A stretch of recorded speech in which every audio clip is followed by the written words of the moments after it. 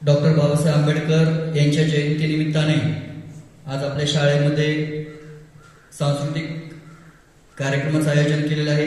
या कार्यक्रमांतर्गत आपल्या समोर नांदन नांदन हे गीत या ठिकाणी घेऊन येत आहेत। इयत्ता 7वीतील सानिका, सुरेखा, अनुष्का आणि शिवकन्या आपल्या समोर सादर होत आहे।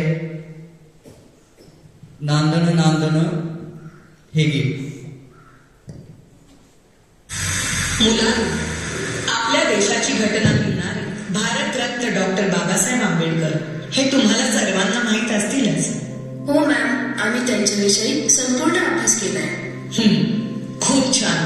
पण संपूर्ण आयुष्यभर त्यांच्या मागे खंबीरपणे उभ्या राहणाऱ्या त्यागमूर्ती म्हणजेच त्यांच्या पत्नी माता रमाबाई भीमराव आंबेडकर आज मी तुम्हाला त्यांच्याबद्दल सांगणार आहे।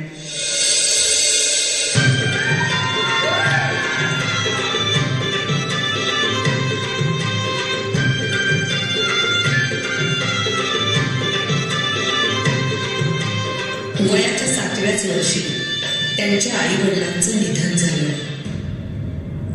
आणि घराची सर्व जबाबदारी त्यांच्या अंगावर पडली।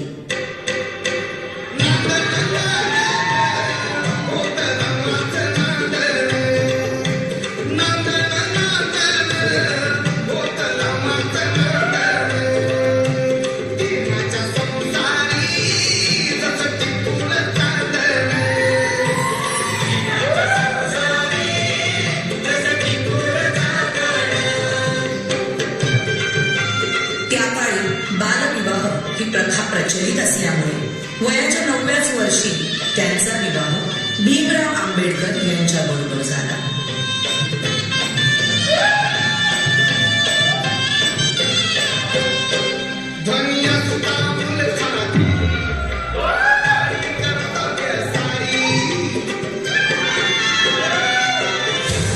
अगं, हे काय केलंस? एखाद्या वेळेस तू माझी काळजी घेतली नाहीस तरी चालेल, पण या पुस्तकांची काळजी तुला घेतलीच पाहिजे। मला माफ करा। जर तू शिकली असतीस तर तुला या पुस्तकांचं मोल कळलं असतं। आणि त्यानंतर बाबासाहेब आंबेडकरांच्या सांगण्यावरून रमाबाईंनी शिक्षण घेण्यास सुरुवात केली।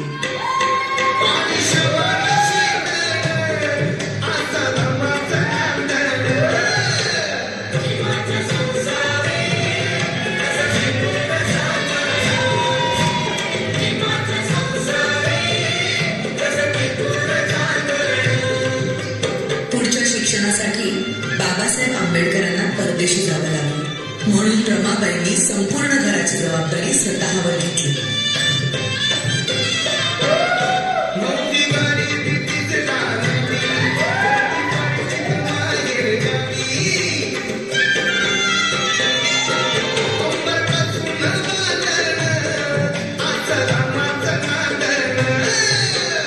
बॅरिस्टरची बायको शेण गोळा करते म्हणून लोक नावं ठेवतील या भीतीने रमाबाई रात्रीच्या काळोखात गवऱ्या थापायच्या आणि पहाट व्हायच्या आधी घरी निघून जायच्या।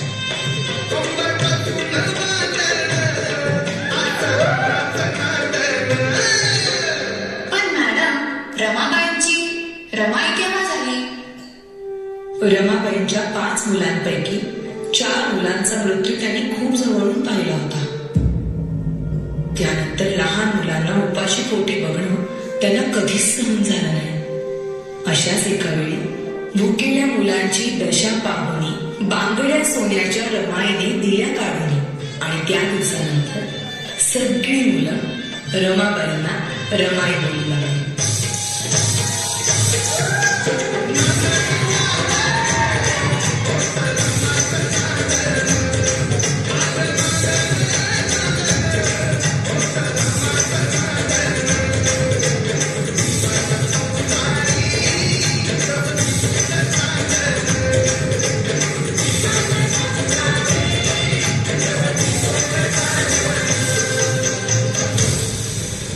प्रेम, माया, त्याग अशा अनेक गुणांचा संगम म्हणजेच माता रमाबाई भीमराव आंबेडकर।